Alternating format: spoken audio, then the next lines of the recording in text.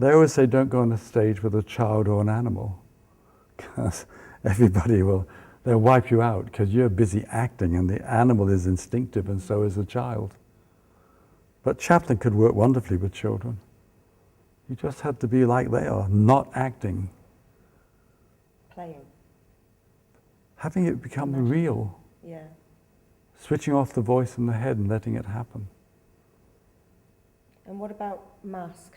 Tell me about mask a little bit. Well, I knew about masks first. Before I began to teach improvisation, I knew that you could put a mask on someone and with any luck, they become another character. And they work in present time, not the past or the future. And like hypnotized people, they can achieve things that you wouldn't achieve as your normal self. The mask pays complete attention to what it does, moment by moment. Whereas actors tend to reach to the end of the line. Like they don't want to make mistakes, they don't entirely trust themselves. So they're reaching forward and there's no pleasure or relish in the actual words. But masks are quite different. And they do everything right, they shape the line wonderfully. You've got knowledge in people that you can't get out of them. If you hypnotize, this has been known for a long, long time. Invite people to your lab, sit them in a room like this, ask them how many objects are in the room and they'll name, I don't know, 10 or 12. Hypnotize them, they give you 80 objects. They notice so much more than they are aware of. But that's old, that research goes back to the 50s. Now it's popular with books like Blink, but it's old stuff. Yeah. Now they've got brain research, you can actually see it happening.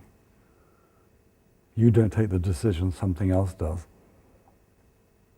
They're the moments that I love in improvisation, the moments that you really, really genuinely was spontaneous, that you didn't expect to happen at all, and it is as if something else has just happened. But I think you're in trance then, because the voice in the head stops. In all the trance states I know, the voice in the head stops. In normal life, the voice in the head is criticizing you all the time. If you can bypass it, you can be creative. You can be Stephen King or somebody and pump out all kinds of stuff. Yeah, I mean, you get flow. But if the voice in the head is sitting there like a stupid teacher or parent, saying it's not good enough and tear it up and do it again, you can't really function as an artist. So I think actors in this culture work in a trance state. But because it's an anti-trance state culture, we don't recognize it. But they're cold stop when they go on stage. They become other characters. Sometimes the other characters take them over. On a great night, the improvisers can't remember anything worth remembering. It's gone, it's gone. On a bad night, they're not in trance, they remember everything. But this is a non-trance culture. It embarrasses us. That religious magazine, what's it called? The New Scientist, when they did a thing on hypnosis. I shouldn't call it a religious magazine, but it's getting that way.